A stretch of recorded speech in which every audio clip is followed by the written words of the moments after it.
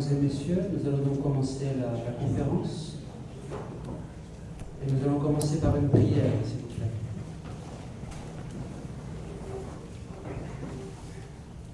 Au nom du Père et du Fils et du Saint-Esprit, ainsi soit-il. Je vous salue Marie, pleine de grâce. Le Seigneur est avec vous. Vous êtes bénie entre toutes les femmes, et Jésus, le fruit de vos entrailles, est béni. Sainte Marie, Mère de Dieu, priez pour nous pauvres pécheurs, maintenant et à l'heure de notre mort. Jésus.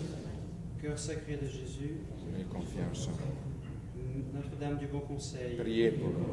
Saint Pie V, Priez pour nous. Saint Pie X. Priez pour nous. Au nom du Père et du Fils et du Saint-Esprit, ainsi soit-il. Bonsoir à tous. Et merci d'être venus ce soir pour cette conférence.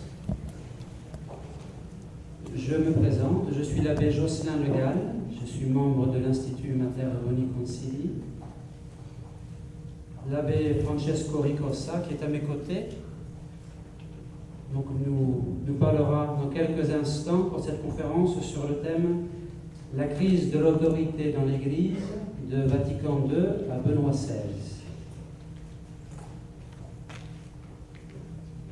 Avant de commencer directement la conférence, quelques mots sur la manière de fonctionner, notamment si vous avez des questions, et vos questions sont les bienvenues, donc n'hésitez pas.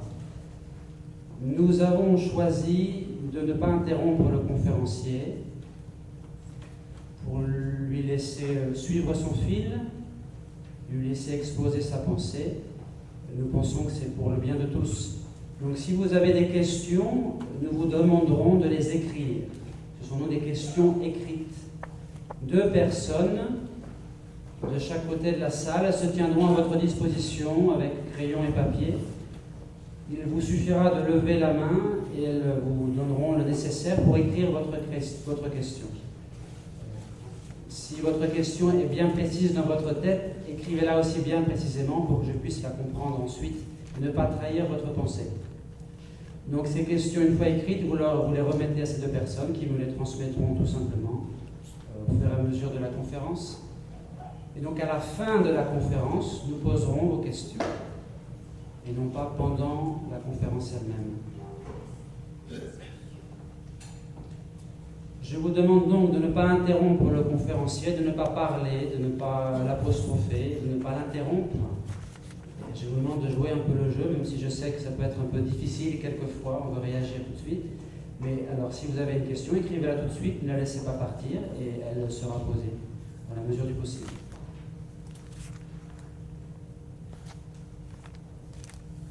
Monsieur l'abbé Ricossa, avant de vous laisser la parole, je voudrais vous présenter en quelques mots. Après avoir fait votre séminaire à Econe et à Albano, en Italie, vous avez été ordonné par Monseigneur Lefebvre en 1982. Vous commencez à exercer votre séminaire en Italie, pour la Fraternité Saint-Pie X, et déjà vous écrivez dans la revue Sodalitium, qui vient de naître. En 1985, avec quelques prêtres, vous décidez, pour des motifs doctrinaux importants, vous décidez avec quelques prêtres de quitter la Fraternité Saint-Pie X. Et vous fondez l'Institut Mater Boni Concili, l'Institut Notre-Dame du Bon Conseil. Dans les mois qui suivent, vous faites une rencontre très importante. Vous faites la connaissance de Monseigneur Gérard Deslauriers. Et cette rencontre est déterminante pour votre avenir, puisque vous décidez de fonder un séminaire, de poursuivre votre action au sein de l'Institut Mater Boni Concili. Donc cette rencontre va déterminer la direction que prendra ensuite pour l'avenir l'Institut Mater Boni Concili, et direction qu'elle conserve encore aujourd'hui. Vous dirigez aujourd'hui cet institut et vous êtes le directeur de la revue Sodalitium.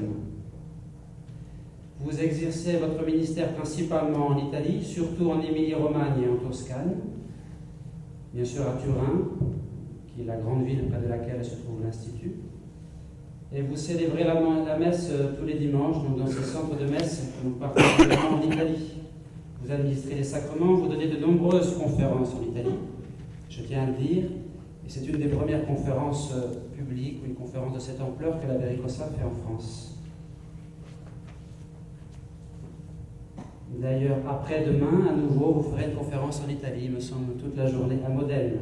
Si certains veulent voyager pour entendre encore l'abbé Ricossa, il existe des avions. Cela fait donc 20 ans que l'Institut existe. 20 ans d'années de vie de cet Institut, c'est aussi 20 ans de vie de l'Église, et c'est aussi 20 ans de plus dans la crise de l'Église. Aujourd'hui, l'Institut, donc, ça représente une douzaine de prêtres présents en France, en Italie surtout, mais aussi en Belgique, en Hollande et en Argentine. Monsieur l'abbé, je vous laisse la parole. Eh bien voilà, comment faire pour me faire entendre? Il faut parler plus près du micro. Il faut parler plus près du micro, très bien. Alors, monsieur l'abbé légal vous a dit qu'il ne faut pas me couper la parole, mais vous pouvez dormir discrètement, n'est-ce pas, si vous êtes fatigué. Je m'étonne toujours de voir que quelqu'un vient m'écouter. Encore plus s'il faut payer, n'est-ce pas, quand on rentre. C'est la première fois que ça m'arrive. Et donc, je suis vraiment étonné de vous voir ici. Je dois vous dire tout d'abord merci. Peut-être monsieur l'abbé légal qui m'a si bien présenté, il a oublié, si je ne dormais pas moi-même, de présenter la messe qui est dite ici à Paris. Je pensais vous laisser le faire. Ah ben voilà, alors je le fais justement, puisque depuis un certain temps, une fois ou même 2 fois par mois, monsieur l'abbé célèbre la Sainte Messe ici à Paris. Et nous avons décidé de le faire, même s'il doit venir de loin. Il est de pure race française, bien sûr, n'est-ce pas? Mais il habite chez nous à Verrua, en Piémont. Et donc nous avons décidé de venir de si loin, dans une ville où il y a déjà, je ne dis pas qu'il y a suffisamment de messes, il n'y en a jamais assez, et quand même les messes ne manquent pas, justement parce que, à partir du moment où nous avons décidé de venir ici, il n'y avait plus de messes célébrées non unacum, comme on dit, c'est-à-dire des messes dans lesquelles au canon, le nom maintenant de Benoît XVI, avant de Jean-Paul II et avant encore de Paul VI, n'est pas nommé. Évidemment, ce choix, ce n'est pas une décision passionnelle, c'est encore moins et surtout pas une décision contraire à la papauté ou à l'Église, tout à l'opposé. Mais c'est une conséquence, je pense, et je vais justement l'exposer, c'est une conséquence logique de la position que beaucoup de catholiques ont dû prendre face au Concile Vatican II et aux réformes qui ont suivi. Entre autres, la réforme liturgique, du Saint-Sacrifice de la messe et de tous les sacrements. Nous allons voir donc pourquoi cette messe à Paris et qu'est-ce que cette messe peut bien avoir de différent, justement, des autres nombreuses messes qui, avec piété, dévotion, sont célébrées dans cette ville. Évidemment, j'ai commencé par cette question, donc, qui est une question de chronique, n'est-ce pas, pour enseigner qu'une messe est célébrée, que cette messe est célébrée par un prêtre de tel institut. Mais je ne veux pas tellement faire de la propagande à un institut. Je voudrais revenir, parce que dans toutes ces questions qui concernent notre foi, il faut revenir au principe. Je suis moi-même un prêtre. Et donc, c'est en tant que prêtre que je vous parle, avec mon cœur de prêtre. Et vous êtes vous-même des baptisés. Et donc, c'est à vous, en tant que baptisés, donc que membre de l'Église, ayant la vertu de la foi, que je m'adresse. Eh bien, nous le savons, et ce n'est pas une peine perdue que de rappeler cette vérité, que pourtant vous connaissez parfaitement. Nous savons que pour plaire à Dieu, il faut avoir la foi. Ce n'est pas la plus élevée des vertus. Il ne faut jamais oublier que la plus grande des vertus est la charité. Mais il ne faut pas oublier non plus que sans la foi, il n'y a pas de charité. Il peut y avoir des bonnes actions, mais il n'y a pas de charité. Avant tout donc, il faut garder la foi. Quand nous avons été amenés, si nous avons été baptisés bien sûr avec le rite de l'Église, quand nous avons été amenés à l'Église pour recevoir le saint baptême, eh bien le prêtre qui nous a baptisés au nom de l'Église, il nous a demandé « Qu'est-ce que vous demandez à l'Église de Dieu ?» Et on répond « La foi. » Et la foi, qu'est-ce qu'elle te donne? La vie éternelle. Eh bien, nous voulons garder la foi. Or, c'est indubitable, et personne ne le nie. Voilà un point sur lequel je pense maintenant tout le monde tombe d'accord. Nous sommes en train de traverser une épouvantable crise de la foi, qui par conséquent est aussi, peut-on dire, on parle de crise de l'Église. Il faudrait peut-être mieux dire une crise de la foi dans la Sainte Église. Est aussi une crise par la présence, au moins de fait, pour utiliser les paroles de Saint Pie X, au sein même de la Sainte Église, non pas de l'hérésie, parce que l'Église n'enseigne que la vérité, mais de hommes qui enseignent l'hérésie. Il s'agit donc de garder la foi, et la foi catholique qui nous a été révélée par Dieu, mais qui nous est connue par l'intermédiaire de la Sainte Église. Et il faut dire que dans la foi, il y a cet article de foi aussi qui dit « Credo Ecclesia ». Je crois dans la Sainte Église, una santa, catholica, apostolica. Je crois l'Église une, sainte, catholique, apostolique. Nous parlons dans cette conférence, dont le titre fait un peu peur, la crise de l'autorité dans l'Église de Vatican II, Benoît XVI. Ça fait déjà une quarantaine d'années, et on risque de parler donc d'Adam et Ève jusqu'ici. D'ailleurs, je parlerai d'Adam et Ève si je ne l'oublie pas. Donc ça risque d'être un peu long, n'est-ce pas? Vous aurez pitié de moi si je m'attarde, puisque le thème quand même c'est 40 ans qu'il faut voir dans une petite heure ou une heure et demie. Eh bien, je vous disais, un article de foi, c'est dans la Sainte Église. Nous devons garder la foi et nous devons garder la foi dans l'Église. Voilà pourquoi nous allons parler de l'autorité. Pour certains, la question de l'autorité est une question secondaire. Combien de fois n'avez-vous pas entendu parler, au jour du jugement, on ne me demandera pas si un tel n'était pas ou non? Eh bien, il y a le risque qu'on vous le demande, n'est-ce pas? Pourquoi? Parce que la papauté, l'autorité, fait partie du mystère de la foi. Notre Seigneur Jésus-Christ a fondé une église hiérarchique, c'est-à-dire dans laquelle nous ne sommes pas tous égaux. Nous sommes tous baptisés, bien sûr, mais parmi les baptisés, il y a une hiérarchie, c'est-à-dire un pouvoir sacré. Et même dans cette hiérarchie de pouvoir sacré, qui est un pouvoir épiscopal, il n'y a pas d'égalité, puisque notre Seigneur a voulu que son Église soit monarchique. Et il est important de se le rappeler, et je vous parlerai, si je ne l'oublie pas, même de ce point. Nous lisons dans l'Évangile selon saint Matthieu, c'est bien connu, et justement, juste titre, ces paroles de Jésus-Christ notre Seigneur.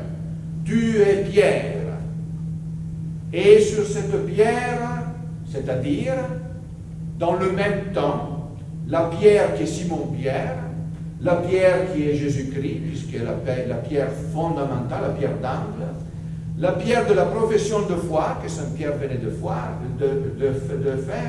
Tu es pierre, et sur cette pierre, je bâtirai mon église.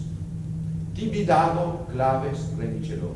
À toi, je donnerai les clés du royaume des cieux. Et les portes de l'enfer ne prévaudront pas contre elle, contre l'église. Voilà notre, je dis plus que l'espérance, notre certitude absolue, malgré et contre tout, in spe contre spe. Dans l'évangile selon Saint Luc, nous voyons quel est le but, la fonction de cette autorité sacrée. C'est la veille de la passion, et voilà que notre Seigneur dit, voilà que Satan vient pour vous cribler comme le froment, n'est-ce pas? Vous tous, vous allez vous scandaliser de moi cette nuit. C'est le mystère de la croix.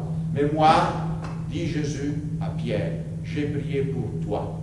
Cette prière toute spéciale n'est pas pour les autres, et elle est pour Pierre, afin que ta foi ne défaille point. Et toi, une fois revenu, confirme tes frères dans la foi. Voilà, Jésus ne prie pas pour les autres apôtres parce qu'il le fait en priant pour Pierre. C'est à Pierre de confirmer dans la foi. Voilà la fonction de l'autorité et le lien étroit qu'il y a entre l'autorité et la foi. C'est-à-dire, dans notre foi, il y a entre autres la foi dans l'autorité que Jésus-Christ lui-même a bâtie. Et à son tour, l'autorité n'a pas de sens si ce n'est que pour garder intacte, pour conserver, pour transmettre, pour défendre, pour expliciter la foi. Enfin, dans l'évangile selon Saint Jean, une fois que notre Seigneur est ressuscité, Jésus demande à Pierre, m'aimes-tu? Et il lui dit par 3 fois, paix mes brebis, la 3e fois, paix mes agneaux, et enfin, paix mes brebis. C'est-à-dire non seulement les simples du troupeau, les agneaux, mais même les brebis qui les conduisent. Voilà notre foi que nous ne devons jamais oublier. Et en tant que catholiques, il nous faut donc nous attacher justement à cette foi et à la Sainte Église. Tout ce que nous voulons faire, non pas seulement moi ou l'Institut, n'importe qui, mais tous les baptisés, c'est de défendre la Sainte Église. Et de la même façon, dans le même temps, défendre intégralement la foi de l'Église. En France, c'est devenu, surtout en France, mais maintenant un peu partout, une sorte d'insulte de dire intégriste. C'est un souvenir de la lutte entre les catholiques intégraux et les modernistes au commencement du XXe siècle, sous le pontificat de Saint Pie. Les intégristes, c'était qui? C'était ces catholiques qui voulaient aider Saint Pie dans la lutte contre le modernisme, qui, à la différence de toute autre erreur et de toute autre hérésie, a la particularité de se cacher, de ne pas se démasquer, de ne pas sortir en claquant la porte, en se séparant visiblement, mais de vouloir conquérir l'Église de l'intérieur, en gardant l'extérieur, mais en changeant totalement l'essentiel. Eh bien, il s'appelait catholique intégraux, non pas parce que le nom de catholique ne suffit pas, mais parce qu'il voulait garder intégralement la foi. En effet, on ne peut pas garder la foi un petit peu, ou même beaucoup. La foi, c'est un tout un. Si quelqu'un perdait la foi même sur un point seulement, ou si quelqu'un doutait volontairement même seulement sur une vérité révélée par notre Seigneur, ce malheureux n'aurait plus du tout la foi. Parce que ce n'est pas tellement tel ou tel article de foi, mais c'est plutôt l'autorité de Dieu qui nous a révélé ce qu'il voulait que nous connaissions. Douter donc volontairement, bien sûr, d'un seul article de foi, c'est douter de Dieu. Et si l'on doute de Dieu, on perd totalement la foi en Dieu. on traite Dieu de menteur, on pense qu'il peut se tromper. Donc voilà la caractéristique de la foi. On ne peut pas dire nous sommes d'accord à 99%, donc au fond nous avons la même foi. Non. Il faut garder intégralement la foi, explicitement, ou dans certains cas implicitement, n'est-ce pas? Il faut garder intégralement la foi afin d'avoir entièrement la vertu de foi. Alors, quel est le problème de nos jours? Puisque ce que je vous dis, c'est quelque chose qui est partagé sans peine par tous les catholiques. Je ne fais que répéter des vérités du catéchisme. Alors, vous savez bien quel est le problème. Le problème nous est posé par le Concile Vatican II, qui s'est fermé en 1965. En principe, un concile ne devrait poser aucun problème, puisqu'il fait partie, par sa nature, de ce magistère solennel par lequel l'Église enseignante dans son ensemble défend, enseigne, explicite notre foi, ce que notre Seigneur Jésus-Christ a révélé. Non seulement un concile ne devrait pas poser de problème, mais il devrait jeter une lumière de clarté. Il devrait amener dans l'Église une plus grande ferveur, comme le Concile de Trente, le Concile du Vatican I, n'est-ce pas, ont fait en son temps. Par contre, le Concile Vatican II pose problème. De même que je vous disais, au commencement de ma conférence, que cette crise de l'Église, cette crise de la foi est indubitable, c'est-à-dire elle n'est pas en discussion. Récemment, l'archevêque de Turin, Monseigneur Poletto, a dit, eh bien, je suis désespéré, il n'y a plus qu'un seul prêtre ordonné, entre guillemets toujours, n'est-ce pas, chaque année. Mes séminaires se vident de plus en plus, la foi se perd, n'est-ce pas?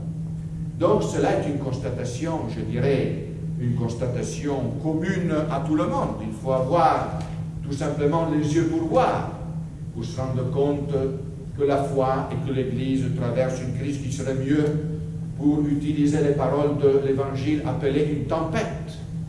Nous voyons en effet la barque de Pierre qui était en proie à la tempête, le Seigneur apparemment dormait. Seigneur, sauvez-nous, nous périssons. Voilà ce que les apôtres ont dit dans leur détresse. Hommes de peu de foi qu'ils étaient, puisqu'ils craignaient justement que notre Seigneur aurait pu les oublier. Nous ne devons pas le craindre.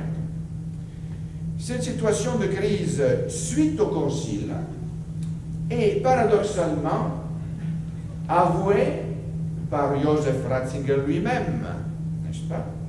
Justement dans ce document important, très important, même s'il se présente seulement comme un discours de vœux à la curie romaine, à l'occasion des vœux de Noël, qui a été tenu le 22 décembre de l'année passée. En effet, dans ce discours sur lequel, si je n'oublie pas, je reviendrai, Benoît XVI parle justement de l'herméneutique, c'est-à-dire l'interprétation du Concile Vatican II. Et il dit entre autres, en faisant une citation de Saint Basile, donc d'un auteur ancien, un peu comme il a fait à Ratisbonne en prenant une citation de l'empereur de Constantinople. On voit que c'est son style. Peut-être il va dire un jour que la citation de Saint Basile ne représente pas sa pensée, qui sait.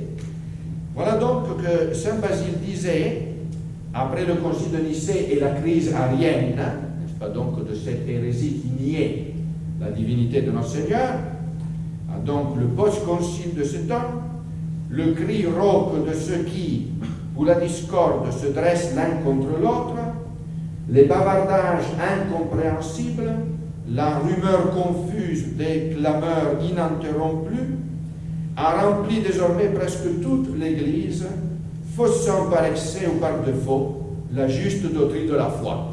Ce n'est pas donné. Benoît XVI applique ces paroles de Saint Basile à ce qui s'est passé après Vatican II, n'est-ce pas? ce n'est pas donner un beau portrait de la situation actuelle.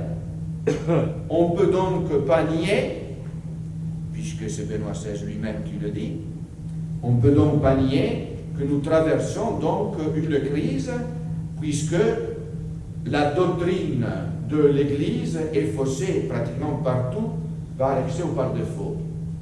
D'ailleurs, ces paroles, ces plaintes, nous nous en rappelons bien. Paul VI lui-même, qui pourtant a tant vanté Vatican II, ne disait-il pas que la fumée de Satan était rentrée par quelques fissures dans l'Église? Alors cette nouvelle Pentecôte, c'est-à-dire une infusion généreuse de l'Esprit Saint que Jean XXIII avait annoncé pour le Concile et suite au Concile, n'a pas eu lieu. Paul VI se parlait même, et si on prend ce mot à la lettre, c'est blasphématoire, parlait même de autodémolition de l'Église. Ce qui est impossible, l'Église étant sainte ne peut pas certainement se démolir.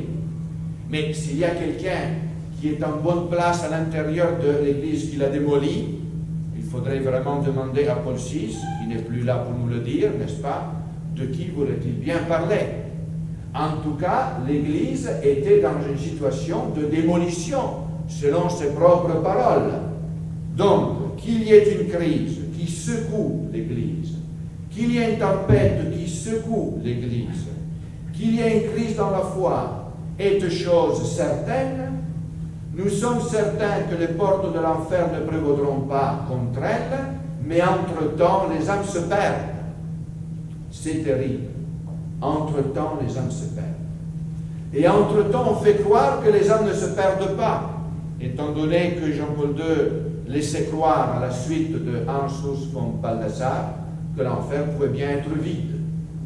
Ce qui est extrêmement tragique, puisque ces âmes ont coûté le sang précieux de notre Seigneur Jésus-Christ et toute sa passion.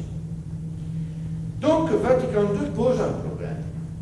Et encore Benoît XVI, n'est-ce pas, va nous confirmer, argumentum ad hominem, n'est-ce pas, va nous confirmer qu'il y a un problème même dans l'interprétation de Vatican II. Un concile qui devrait clarifier ce qui n'était pas clair, trancher ce qui était discuté, expliciter ce qui était encore à un état implicite, 40 ans après, est objet de discussion pour savoir ce qu'il a vraiment dit, puisque lui-même, il parle d'une mauvaise et d'une fausse interprétation de Vatican.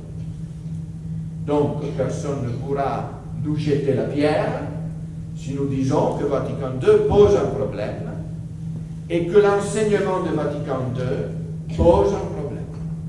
Ce qui est quand même étonnant, puisque, comme je vous dis, l'enseignement de l'Église, au lieu de nous confondre, devrait nous illuminer. De nos jours, on est toujours à l'appât, on dit comme ça, de nouvelles, de quelques nouveautés, les gens sont curieux, ce n'est pas nécessairement quelque chose de mauvais. On est toujours dans l'attente de quelques nouveautés. Quand je suis venu ici, hier, en prenant l'avion, bien dans tous les journaux italiens, on donnait cette nouvelle que d'autres avaient donnée déjà à l'avance, c'est-à-dire que Ratzinger aurait déjà signé ce fameux document qui donnerait pleine, ou plus ou moins pleine liberté à la messe. D'autres se disent, voilà, ça va arriver, c'est de grandes nouveautés. Et certainement, c'est une nouveauté, ça en serait une. D'autres se disent, la fraternité Saint-Pie X va-t-elle profiter de cet accueil de sa demande? C'était l'un des fameux préalables, n'est-ce pas, aux discussions, au dialogue. Va-t-elle profiter du fait qu'on va concéder, semble-t-il, ce qu'on demande, pour enfin, après une trentaine de plus d'années de pourparlers, depuis que je suis rentré dans la fraternité, les pourparlers continuent, n'est-ce pas? Va-t-elle profiter de cela, donc, pour, comme on dit, se rallier, ou disons, pour rentrer, si vous voulez, pleinement, non seulement au canon de la Sainte Messe, où ils le sont déjà, mais comme on dirait en suivant une terminologie de Vatican II, dans la pleine communion avec Benoît XVI. Vont-ils le faire? À Paris, bien sûr, tout le monde connaissait l'abbé Laguérie. L'abbé Aulagnon le connaît dans la France entière. Et donc tout le monde parle encore de ce qui s'est passé avec l'Institut du Bon Pasteur, qui cherche, je me demande, la brebis égarée, puisque le Bon Pasteur fait bien cela. Alors, voilà combien de nouvelles, combien de chroniques. Mais je ne voudrais pas me perdre dans ces questions qui pourtant sont de la plus grande importance, parce que c'est, à mon avis, un faux problème que d'aborder toutes ces questions contingentes, puisqu'il s'agit de choix pratiques qui ont été faits dans le cas du Bon Pasteur, qui pourraient être faits dans le cas de la Fraternité Saint-Pédis. Vous avez renoncé à entendre l'interview de Monseigneur Fellet à Radio Courtoisie, qui a commencé dans le même moment que ma conférence. Vous êtes ici, vous ratez Monseigneur Fellet, j'ai bien connu, on était dans la même année de séminaire, on a même le même âge. Eh bien, peut-être il va vous donner quelques nouvelles, j'en sais rien. Peut-être il va parler pour rien dire, j'en sais rien. Mais enfin, il me semble que se perdre dans ces questions, eh bien, c'est un danger. Nous risquons de parler à l'infini. Faut-il accepter les propositions de Benoît XVI? Faut-il les refuser? Ont-ils bien fait, n'est-ce pas, d'accepter pour le Bon Pasteur les propositions de Benoît XVI ou du cardinal Castillon Hoyos, n'est-ce pas, n'est-ce pas? Ou bien faut-il les refuser? Benoît XVI est-il, comme certains disent, un pape traditionnaliste? Est-il plutôt un moderniste tel qu'il se présentait au Concile Vatican II, en veston, cravate, n'est-ce pas, expert du cardinal Frings, à la pointe donc du modernisme? Le Rhin se jette dans le Tibre, et c'était bien le Rhin du cardinal Koenig, du père Rahner, de l'abbé Ratzinger, du cardinal Frings, qui s'est jeté dans le Tibre romain pour le polluer, pour donner une mauvaise doctrine, la doctrine moderniste qui sévissait déjà avant le concile même dans la plupart des pays, puisque le concile a été l'aboutissement d'un processus qui a commencé bien avant, c'est évident. Eh bien, que faut-il penser de Benoît XVI? Va-t-il changer les choses en mieux? Va-t-il les changer en pire? Est-ce que tout va rester comme avant?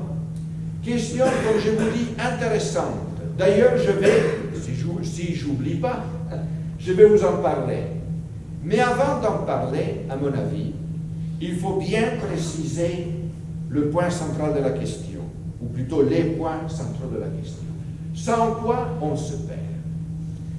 Comme je vous disais, à la Fraternité Saint-Pédis, ça fait 30 ans et plus qu'on discute, qu'on se dispute, qu'on se divise, qu'on la quitte à droite ou à gauche pour savoir si oui ou non le moment est venu de faire un accord avec les modernistes. Voilà. Pourquoi tous ces changements d'avis? Mais parce que à chaque fois qu'il s'agit d'une question contingente, c'est-à-dire pratico-pratique, les avis sont nécessairement différents. Est-il mieux, est-il plus prudent? Allons-nous, n'est-ce pas, changer les choses de l'intérieur ou non?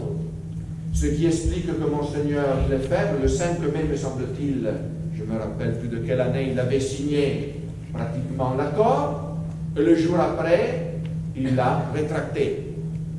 Un changement de ce genre se justifie seulement par le fait que tous ces choix étaient faits par une motivation pragmatique. Je comprends, il faut aussi du réalisme. Il ne faut pas vivre seulement dans les nuées. Donc, un peu de réalisme est indispensable.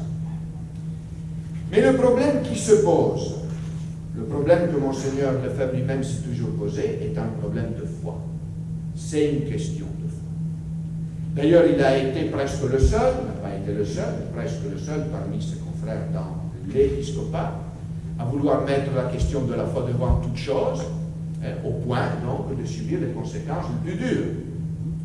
Donc, nous ne pouvons pas traiter de ces questions seulement d'un point de vue pratique. Voilà le problème. On se dispute pour savoir si nous avons à avoir des avantages pastoraux, etc., en ayant telle église ou plutôt telle autre, ou bien en rentrant dans les catacombes, alors que le problème n'est pas celui-là. Quand il s'agit de toutes ces questions, il ne faut pas voir s'il est utile, nuisible, de faire de cette façon ou de cette autre façon. Il faut voir si cela est conforme ou non à la foi. Car si j'étais même sûr que par un accord, tel accord, etc., j'arriverais à convertir le monde entier, et pour ce faire, je devrais trahir la foi, c'est un paradoxe, bien sûr, je ne pourrais pas le faire. La fin ne justifie pas les moyens. N'importe quelle utilité, si elle existe, moi j'en doute vraiment beaucoup, je pense plutôt le contraire, mais n'importe quelle utilité, n'est-ce pas, de tel ou tel choix pratique, ne peut se justifier si nous devons par le fait même renoncer, même seulement, à un petit bout de notre foi, parce que comme je vous ai dit avant, renoncer à un petit bout, c'est renoncer à tout. Alors nous aurions tout sauf l'essentiel. Nous aurions tout sauf ce pourquoi nous avons commencé à nous battre en 1965. Vous me dites qu'il faudra accélérer. Hein? Voilà. Donc, avant de parler de toutes ces questions pratiques, il faut considérer une seule chose. Certains enseignements du Concile Vatican II, je ne dis pas tout, parce qu'évidemment, si Vatican II dit que notre Seigneur Jésus-Christ est Dieu, cela n'est pas en discussion, mais ça va de soi. On ne s'étonne pas qu'il y ait de nombreuses vérités. Mais il faut savoir si certains des enseignements du Concile Vatican II et les réformes qui en ont suivi, et l'enseignement ordinaire ou pas qui a suivi, et qui ne fait qu'appliquer Vatican II, sont-ils, oui ou non, conformes à la foi catholique? C'est ce qu'on oublie à chaque fois qu'on commence à parler des choses pratiques. C'est ce qu'il ne faut jamais oublier. Voilà le véritable préalable. On est en communion quand on a la même foi. Et tant qu'on n'a pas la même foi, on ne peut pas être en communion, ni pleine, ni semi-pleine. Puisque l'Église est l'Église de la foi. Et les sacrements eux-mêmes, valides ou invalides, sont les sacrements de la foi, et ils ne peuvent profiter nullement aux âmes, du moins ordinairement, s'ils ne sont administrés que dans l'orthodoxie, c'est-à-dire dans la droite foi. Sans quoi, ils ne servent de rien. Combien de schismatiques, combien d'hérétiques reçoivent les sacrements chaque jour et, hormis la bonne foi que Dieu seul connaît, ils n'en profitent pas. Pourquoi? Parce que ces sacrements ne sont pas donnés dans la foi. Il est donc certain que les sacrements, pour importants qu'ils soient, il est donc certain que toute autre chose qui est certainement utile pour le bien des âmes a toujours une condition pour sa fécondité, que tout cela soit dans le giron de la foi catholique. Et alors on revient au Concile Vatican II.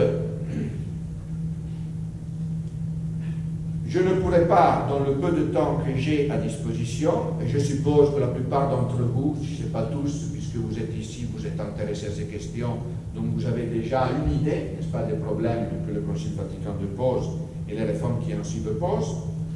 Mais je vous rappellerai donc tout simplement certains points, très brièvement, qui posent problème, qui sont en contradiction avec, non pas mes idées personnelles, car en ce cas, je devrais suivre l'enseignement du Concile et renoncer à mes propres idées, mais qui sont en contradiction avec l'enseignement infaillible et donc irréformable de l'Église, c'est-à-dire des souverains pontifes et des conciles infaillibles de l'Église.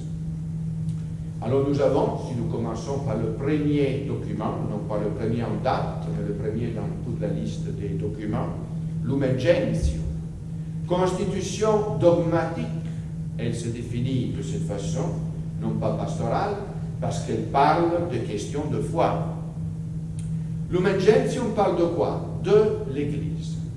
Et certainement, l'une des erreurs les plus graves de nos jours, ce sont des erreurs contre l'Église. Alors dans Lumen Gentium, la constitution divine de la Sainte Église est touchée. Nous connaissons la dispute terrible qu'il y eut sur la collégialité. On n'en parle pas beaucoup. La collégialité touche à deux questions essentielles pour la hiérarchie, c'est-à-dire la papauté, la primauté du pape et l'épiscopat.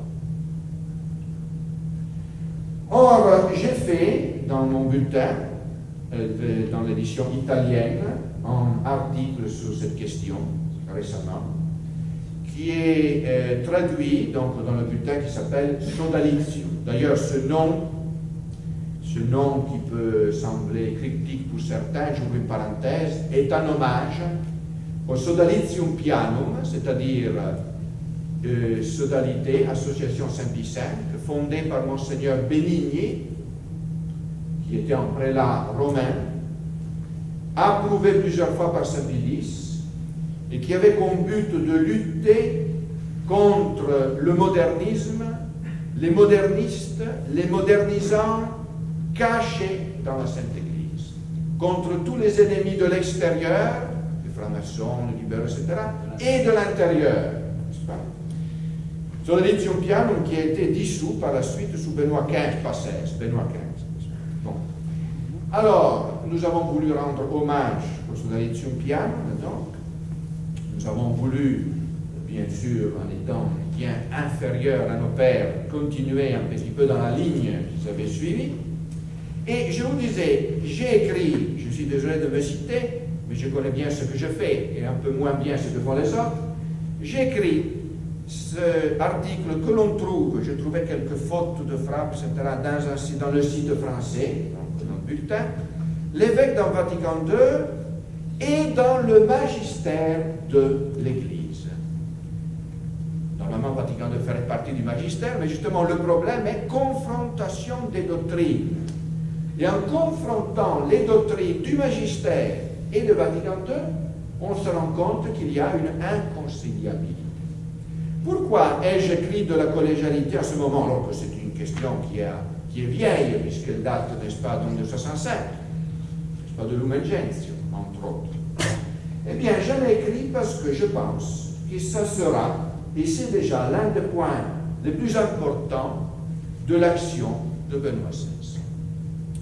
Joseph Ratzinger a été l'un des théologiens qui ont mis au point la collégialité, la doctrine de la collégialité.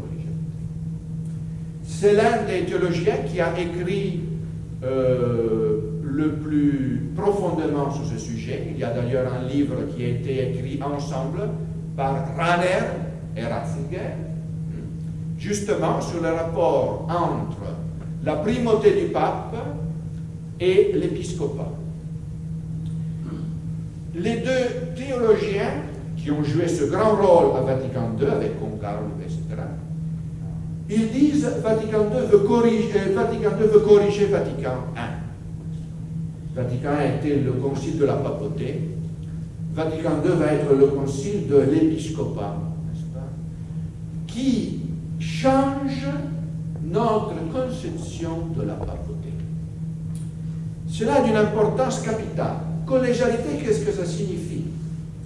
Ça signifie que l'Église n'est pas une monarchie, n'est plus une monarchie. Monarchie signifie le pouvoir d'un seul. Donc que notre Seigneur Jésus-Christ n'a pas confié une primauté à un seul, le pape, Saint-Pierre et tous ses successeurs, mais à un collège, l'épiscopat.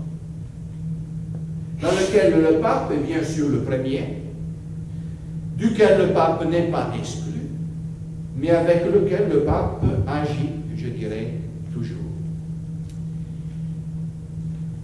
Je parle de tout l'historique de ce problème, de la nota previa qui en réalité a été faite après pour corriger le texte même de Lumen Gentium. Donc les problèmes posés par Lumen Gentium et par le Concile ont commencé pendant le Concile lui-même, ce qui est quand même unique dans l'histoire de l'Église. Un document pour corriger un autre document. Maintenant, Benoît XVI se corrige 2 ou 3 jours après qu'il a parlé, ça ne nous étonne plus. Mais au moment de Vatican II, c'était étonnant, n'est-ce pas? Mais cette nota previa, et c'est très subtil, arrive à corriger pas mal d'erreurs, une fausse conception de la collégialité qui conduirait directement aux anciennes erreurs du fébronianisme et d'autres erreurs qui existaient déjà dans le passé, mais n'arrive pas à sauvegarder tout à fait la primauté du pape. Je continuerai en disant, c'est pas fini. C'est pas moi qui le dis. Dans l'encyclique Ut Unum Sint, justement sur l'écuménisme défini irréversible par Jean-Paul II et par Benoît XVI, on parle, Jean-Paul II le dit, d'une révision de l'idée de papauté. Et il invite tous les chrétiens, même non catholiques, à donner leur contribution à cette révision. Dans cette droite ligne se pose Benoît XVI. Un petit détail apparemment insignifiant, mais compréhensible par tout le monde. Vous savez bien que la tiara, le symbole de la monarchie pontificale, qui a été utilisé jusqu'à Paul VI inclus, et que Paul VI a cédé, a renoncé à porter, dont Jean-Paul Ier n'a pas voulu, était resté quand même dans les armoiries du pape. Vous me direz, vous en faites une question de blason, c'est pas sérieux, mais les changements ont une signification. Eh bien, je dirais la toute première décision de Benoît XVI a été de supprimer la tiare. Pourquoi donc? La tiare papale, dans son blason, a été remplacée par la mitre épiscopale. Quelle en est la motivation?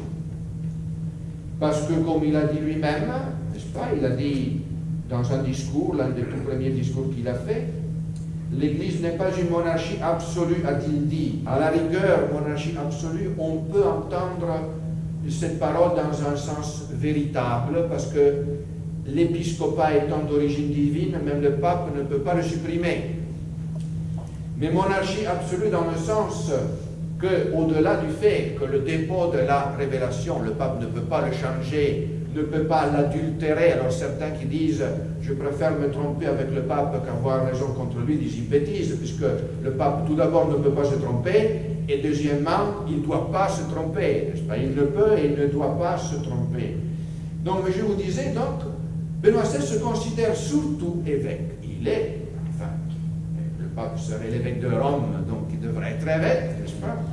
Mais il veut se présenter surtout comme évêque, plutôt que comme le monarque qui gouverne l'Église.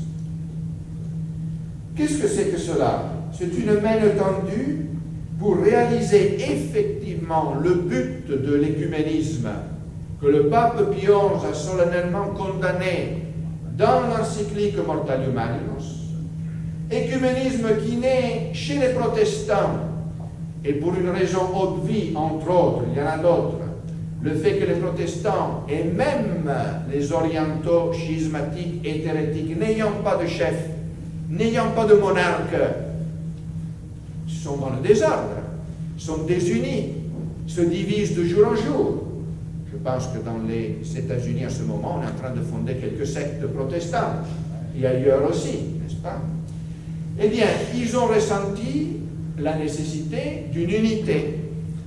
Ne voulant pas avoir l'unité que Jésus-Christ a choisie pour son Église, la papauté, ils ont fait un semblant, une singerie d'unité, qui est l'écuménisme, le conseil écuménique des Églises, que Pie XI condamne, tout de suite.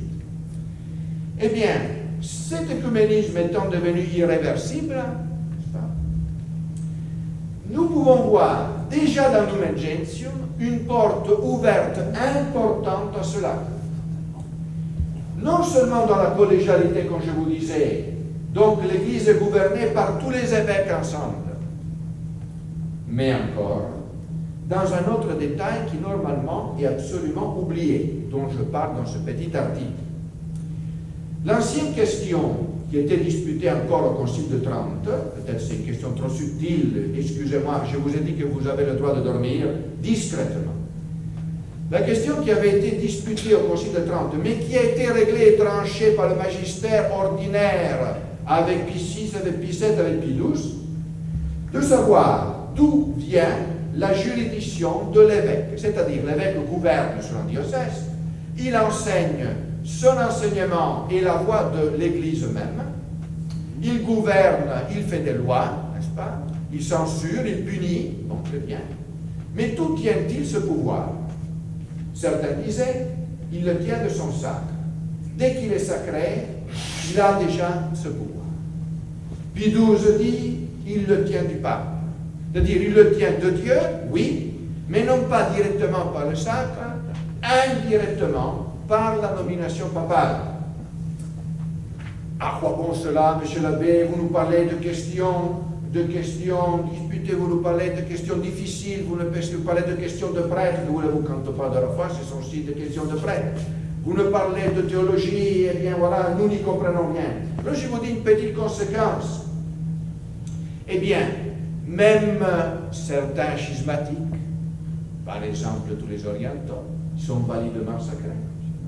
Si donc le sacre donne le pouvoir de gouverner, si donc le sacre donne la succession apostolique, non pas seulement selon l'ordre, mais même le fait d'être véritablement et pleinement successeur des apôtres, si seulement le sacre valide assure tout cela, si seulement la validité du sacre, il y a l'Église, une Église particulière autour de cela, la messe qui est célébrée, l'Eucharistie qui est offerte, l'évêque qui est consacré, alors toutes ces églises, entre guillemets, qui existent en dehors de la véritable Église de Jésus-Christ, sont des églises sœurs, comme on dit, sont des églises apostoliques, font partie de l'Église de Jésus-Christ. Voilà. Et donc, l'Église n'est plus dans l'Église, mais aussi à l'extérieur. Et voilà comment une question subtile de théologie peut amener très loin. Il est vrai, le Concile Vatican II, il faut être honnête, n'est-ce pas? Il met quand même une clause, n'est-ce pas? Pour pouvoir exercer licitement cela, il faut être en communion avec le pape. Mais voilà qu'ils ont inventé un deuxième concept qui vient de la théologie protestante. Dans la vie du cardinal Béat, cela est écrit en toutes lettres, son secrétaire qui l'a écrit, n'est-ce pas? Donc ça vient du Conseil écuménique des Églises. Avant, il y avait, soit on était en communion, soit on n'était pas en communion. Lumen Gentium invente, parce que ça n'a jamais existé, le fondant sur le baptême, invente le concept de communion imparfaite. Voilà un moyen d'être dans le même temps dans l'Église et pas dans l'Église. Voilà un moyen de dire que l'Église est même en dehors de l'Église, voyez-vous, même au-delà des frontières de l'Église catholique. Alors que le pape Pie XII, peu d'années avant le Concile Vatican II, dans l'encyclique Mystici Corporis et encore dans l'encyclique Humani Generis, rappelait que seulement l'Église catholique, apostolique, romaine était l'Église de Jésus-Christ et que tout ce qui était hérétique, schismatique, excommunié en était dehors, n'est-ce pas, il n'avait qu'à revenir. Voilà que le Concile Vatican II, avec le fameux substitutine, etc., mais même avec cette idée de la communion imparfaite, avec cette nouvelle théorie du pouvoir épiscopal, avec cette théorie des églises sœurs, avec cette théorie de la collégialité qui peut aller plus loin encore, eh bien, tout cela nous donne une idée qu'en dehors de l'Église catholique, on peut trouver l'Église de Jésus-Christ. C'est-à-dire donner un fondement à l'écuménisme qui n'en avait pas. Et alors, pour vous sacramenter la soirée et ne pas seulement parler de théologie, je n'ai fait que parler seulement d'un point de Vatican II, la collégialité, j'espère pouvoir parler des autres, deux petits faits de chronique qui sont faciles à comprendre pour tout le monde. Un fait, c'est la conversion, pas conversion, du frère Roger de Thésée, qui a suivi d'ailleurs l'autre, n'est-ce pas, Max Turien, qui est même devenu, avec le nouveau rite, entre guillemets, prêtre. Eh bien, vous savez qu'au funérailles de Jean-Paul II, tout le monde a été frappé par Ratzinger, n'est-ce pas, qui donnait la communion au frère Roger, qui, peu de temps après, mourait sous le coup d'un poignard. Eh bien, pourquoi tout le monde était étonné? Il faut dire que dans le Nouveau Code, il y a des cas dans lesquels il serait licite, et cela est contre la volonté divine, de donner la communion aux non-catholiques, ou même recevoir les sacrements des non-catholiques. Mais normalement, cela n'étant pas permis, comment est-il possible que le cardinal Ratzinger ait donné la communion à un protestant, puisque le frère Roger était protestant? Et voilà que l'on découvre, me semble après sa mort, qu'en réalité, le frère Roger était catholique. On a donc publiquement déclaré que le frère Roger était en pleine communion avec l'Église catholique, en vertu de quoi il a reçu l'Eucharistie. Et que, par conséquent, certains ont dit, donc il s'est converti. Donc, un protestant, maintenant il est catholique, j'imagine que le protestant est devenu catholique. Je m'en réjouis. Et voilà que la communauté de Thésée, tant louée d'ailleurs par Benoît XVI à l'occasion de la mort du frère Roger, fait un communiqué, n'est-ce pas, en disant, oui, le frère Roger est catholique, mais il est demeuré protestant. Mais oui, c'est authentique. Et je dirais que cela est, si vous voulez, le miroir le plus parfait de la nouvelle messe, qui d'ailleurs vient de Thésée, si vous voulez, aussi, pas seulement, qui est une messe catholique et protestant dans le même temps. Évidemment, c'est une contradiction dans les termes. Si on est protestant, on n'est pas catholique. Si on est catholique, on n'est pas protestant. Voilà que l'on arrive de nos jours, et personne n'a contredit ce qui a été dit par la communauté de Thésée, que Max Turien et frère Roger Schultz sont devenus catholiques sans cesser d'être protestants. J'ai tout le texte du communiqué ici, n'est-ce pas? Il n'a rien à jurer. Il n'a rompu aucune communion avec ses frères protestants, mais il est devenu catholique. Une coupure de presse. Ici, c'est un évêque, pas évêque du tout, évidemment, luthérien. Il s'appelle, c'est un peu difficile à prononcer, Johannes Dottler. Jamais entendu parler de lui jusqu'à maintenant. Il est, semble-t-il, évêque luthérien, donc pas évêque, de Schaumbourg-Lippe, n'est-ce pas? Et il a fait une déclaration, ça, donc, c'est un journal italien, il me semble, Corriere della Sera, ou non, ça doit être La République, n'est-ce pas? C'est un quotidien très diffusé, qui fait autorité, si vous voulez. Eh bien, il a donné une interview, dans laquelle il dit « Je suis prêt, je serai prêt, n'est-ce pas, à élire comme pape Benoît XVI. » Pour un protestant, c'est curieux. Il a dit, je l'aurais fait avec Jean-Paul II et je le ferai avec Benoît XVI. Mon rêve, c'est que le pape soit élu par tous les chrétiens. Mais moi-même, je n'aurai aucun problème à avoir Benoît XVI comme le pape de l'Église chrétienne. Alors, bien sûr, on lui dit, mais comment est-il possible, puisque vous êtes un protestant, vous n'acceptez pas le pape? Il a dit, il suffit de changer l'idée de papauté. Faire une révision de l'idée de la papauté. Et d'ailleurs, c'est ce que Jean-Paul II et Benoît XVI ont déjà dit. Voyez-vous? Donc, c'est là le point.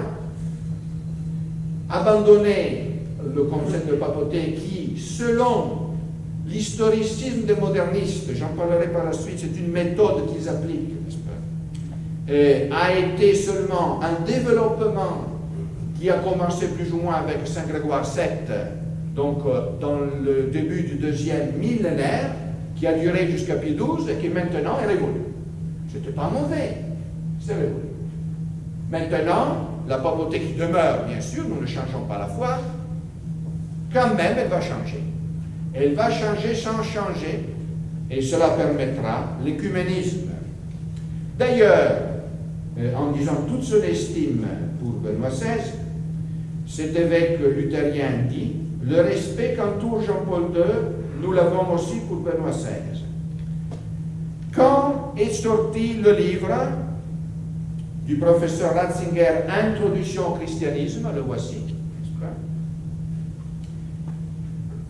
un théologien évangélique, c'est-à-dire protestant bien connu, Helmut Thielecke, a déclaré « Vous devez lire cet ouvrage. À part quelques pages sur Marie, n'est-ce pas, il est un livre tout à fait évangélique, c'est-à-dire protestant. » Et d'ailleurs, j'ai ici un ancien article, j'ai publié, c'est dans le site de Zoïtson aussi, c'est un ancien article que j'avais écrit il y a pas mal d'années, n'est-ce pas? Ratzinger protestant à 99%, c'est une sorte de provocation, une boutade, direz-vous. Mais ce n'est pas moi qui le dis. C'est ça le problème. Ce n'est pas une boutade. C'est le pasteur vaudois Ricca qui l'a dit en 1993 à Rome, suite à un congrès sur l'écuménisme, papauté et écuménisme, dans lequel le cardinal Ratzinger était présent. Et il a dit, nous sommes d'accord à 99%, dans la vision commune de l'Église que nous avons. Alors, donc, je n'ai pas beaucoup de temps, je vous disais, la collégialité, donc ça pose un problème, et à mon avis est central, c'est un problème central, justement, surtout à partir de maintenant. On va nous faire avaler la révision de la primauté, la révision de la papauté, un concept de plus en plus collégial de l'Église, n'est-ce pas? Et d'ailleurs, les Russes, hérétiques, etc., qui étaient en froid avec Jean-Paul II, ils se sont déclarés enthousiastes, n'est-ce pas? Le dialogue a repris le plus possible maintenant avec Benoît XVI. Il y a d'autres problèmes, vous les connaissez bien. La liberté religieuse. Un autre point sur lequel Benoît XVI insiste beaucoup. Il parle d'une saine laïcité. On a parlé à l'occasion de l'anniversaire de la séparation de l'Église de l'État en France. Il en a parlé en Italie, s'adressant au Parlement italien. Et il en parle très souvent. Nous allons voir, si j'aurai le temps, si M. l'abbé Légat me laisse le temps, si vous ne dormirez pas, nous allons voir ce point aussi, donc, de la liberté religieuse. C'est-à-dire, c'est strictement lié avec l'écuménisme, c'est strictement lié avec l'idée subjectiviste de la foi. Donc, est-ce que les non-catholiques ont un droit naturel qui vient de la dignité de la personne humaine elle-même, et donc qui n'est pas conditionné par les situations historiques, un droit inaliénable, n'est-ce pas, à pratiquer leur culte, à diffuser leur opinion, leurs erreurs, il faut bien dire, leur hérésie, sans être nullement inquiétés par toute autorité humaine. Alors, ça c'est la dignitatis humanae personne, n'est-ce pas? Une erreur que les papes Grégoire XVI et Pie XII avaient condamnée comme un délire, contraire à l'écriture sainte, donc c'est une question de foi, et qui maintenant est une priorité dans l'enseignement d'après Vatican II. Il y aurait la question des finalités du mariage, qui ont été bouleversées par le Concile et par le Nouveau Code. De toute la nouvelle théorie du mariage que Jean-Paul II a exposée tout au long de son gouvernement et que Benoît XVI a repris dans sa première encyclique, n'est-ce pas, Deus Caritas Est, dans lequel on reprend le mythe de l'androgyne, entre autres, qui vient de la Kabbale, entre autres, de Platon, enfin, ça vient de beaucoup de sources, pas de l'Évangile, mais d'une interprétation rabbinique du livre de la Genèse. Et ainsi de suite. Donc il y aurait beaucoup de choses dont il faudrait parler.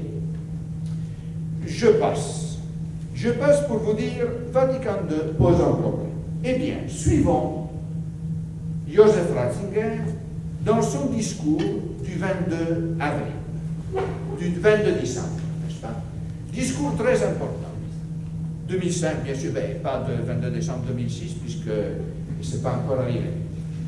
Alors, eh bien, Benoît XVI, dans ce discours à la Curie, je fais un petit commentaire, n'est-ce pas, à la fin de cet article sur la collégialité.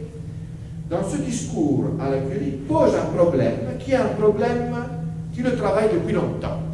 Tout le monde connaît l'entretien sur la foi, donc cette sorte d'entrevue, de dialogue entre l'écrivain Messori, italien, et ce qui était alors le cardinal Ratzinger.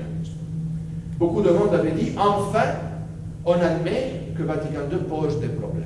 Mais rappelons-nous que la solution que le cardinal Ratzinger donnait n'était pas une révision de Vatican II, mais l'actuation de Vatican II.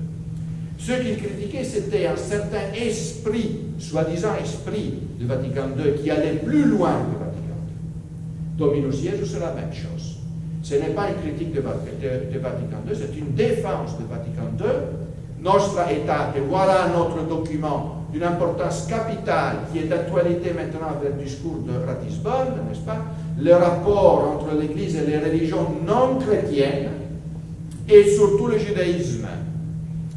Une petite critique de l'islam, non pas sur les contenus de la foi, mais seulement sur la question du rapport entre la force et la religion, a été accueilli, c'est une parenthèse, n'est-ce pas, comme un changement important. C'est la première fois depuis le Concile Vatican II qu'on présente une religion non chrétienne d'un point de vue non favorable. Mais le judaïsme, alors, n'a été nullement critiqué, ce que les musulmans n'ont vraisemblablement pas trop apprécié dans les contingences actuelles, tout au contraire. Ici, vous avez le cardinal Ratzinger au moment de repentance qui allume le chandelier à ses bras. Et puis vous avez encore ce chandelier à ses bras qui trône dans la synagogue de Bologne où il est entré, n'est-ce pas? Le nombre de synagogues et de rabbins reçus en peu de temps dépasse peut-être déjà ceux qui ont été reçus par Jean-Paul II. Et qui pourtant. Mais voilà. Revenons à nous, c'est-à-dire revenons au discours du 22 décembre. C'est d'une importance capitale que ce discours. Et c'est étonnant que beaucoup de gens qui veulent défendre la tradition ont pensé que c'était quelque chose de bon. Dans ce discours, Ratzinger parle donc de ce problème qui le travaille tellement, la réception de Vatican II. Vatican II semble être un échec. Au lieu de la nouvelle Pentecôte, voilà le désastre. Alors, qu'en est-il? Pourquoi? Est-ce la faute à Vatican II? Alors, voici que Benoît XVI dit, le problème consiste dans l'interprétation de Vatican II. Il y a deux interprétations. Il existe d'une part une interprétation que je voudrais appeler herméneutique de la discontinuité et de la rupture. Bien souvent, elle a pu se prévaloir de la sympathie des médias et aussi d'une partie de la théologie moderne. L'herméneutique de la discontinuité risque de finir par une rupture entre l'Église préconciliaire et l'Église postconciliaire. Elle affirme que les textes du Concile comme tels ne seraient pas encore l'expression véritable de l'esprit du Concile, ils seraient le résultat de compromis. Ils ont été vraiment un compromis, entre autres, dans lesquels, pour rejoindre l'unanimité, la nota previa était ça, un compromis, n'est-ce pas? On a dû encore revenir en arrière et confirmer à nouveau beaucoup de vieilles choses désormais inutiles. En un mot, il faudrait suivre non pas les textes du Concile, mais son esprit. C'est ce que Ratzinger disait déjà à Messori.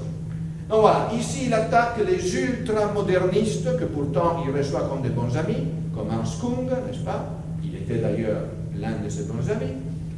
Il les attaque disant, vous voulez aller trop loin, vous voulez aller plus loin que le Concile, vous voulez donc faire une cassure entre le Concile et l'Église d'avant, et entre ce qu'il faut faire dans le futur et le Concile. Cela est inacceptable, et c'est à cause de cela que nous traversons cette crise. Voilà l'interprétation de Benoît XVI. Alors, quelle est, par contre, la solution que Benoît XVI, et avant Joseph Ratzinger, propose?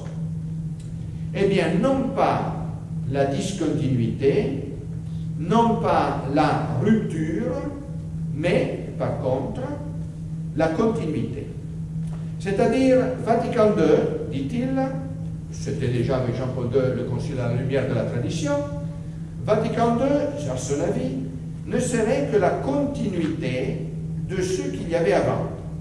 Pas de rupture, mais plutôt continuité. D'ailleurs, dit-il, une rupture est irrécevable, inadmissible, et il a raison. Et il a raison. D'ailleurs, il dit des paroles très belles, n'est-ce pas, que je souscris tout à fait.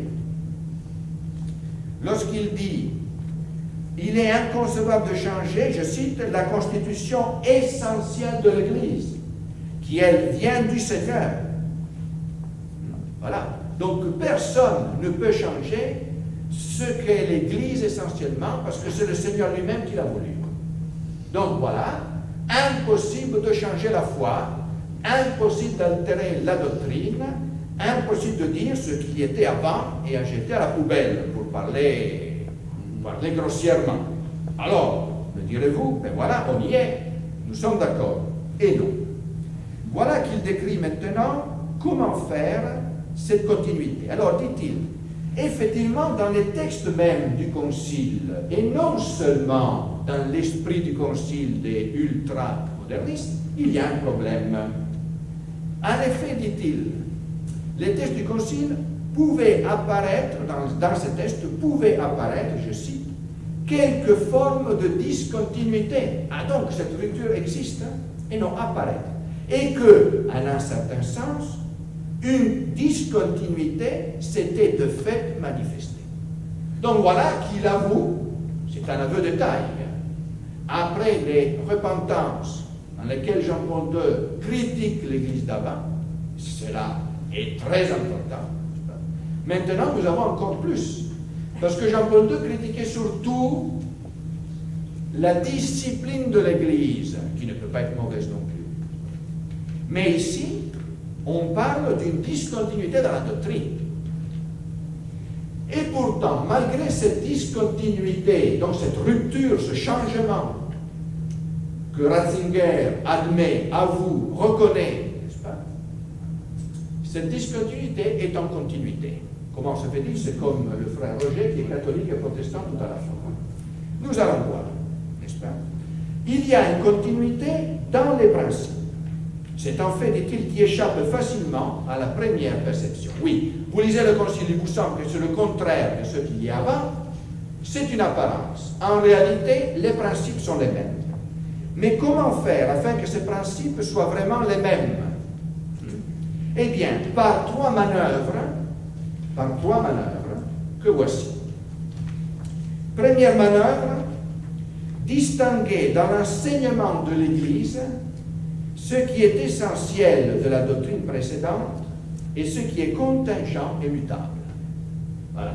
Il y aurait dans l'enseignement de l'Église, non pas tout serait irréformable, il y aurait quelque chose d'essentiel et quelque chose de mutable. Non pas la discipline qui peut changer, bien sûr, mais dans l'enseignement. Premier pas. Deuxième tour de passe-passe, historiciser. Les condamnations que l'Église a portées dans le passé, c'est moi qui parle, n'est-ce pas, mais qui résume ce que Benoît XVI dit, étaient dues à une situation qui maintenant n'existe plus. C'est désormais sans objet. Il l'a dit explicitement à propos des condamnations du libéralisme sous Pie IX. Il a dit des décisions de la commission biblique sous Saint Pie X. On l'a dit à propos des erreurs du théologien Rosmini, condamné par Léon XIII, qui a été réhabilité. Ça a été fait, surtout ça c'est gravissime, quand on a signé l'accord sur la justification, qui est le point essentiel de division entre les protestants et les catholiques. Vous savez qu'on a signé un accord pour lequel maintenant les catholiques et les protestants penseraient la même chose. Alors qu'on a dit en réalité on ne pense pas la même chose, mais on s'accorde sur l'essentiel, donc on n'est pas d'accord. Et alors qu'est-ce qu'on fait des anathèmes du Concile de Trente? On ne dit pas que le Concile de Trente s'est trompé. Ce que le Concile de Trente enseigne est juste, mais il ne vise pas le protestantisme réel, en tout cas pas celui d'aujourd'hui. Donc ce sont des coups de canon dirigés vers le néant. Ça c'est historicisé. On ne dit pas le Concile de Trente s'est trompé, on dit c'est révolu. C'est-à-dire, c'était bien, rien de faux, mais maintenant c'est comme une feuille qui tombe d'un arbre, en automne, n'est-ce pas? Ils ne disent pas que Pie IX s'est trompé, c'était parfaitement bien, vive Pie IX, on l'a même canonisé, Mais ce qu'il disait sur ce point, c'est comme une feuille morte, n'est-ce pas, qui tombe dans l'arbre. Ce qui compte, c'est que l'arbre demeure, n'est-ce pas, rattaché à la tradition.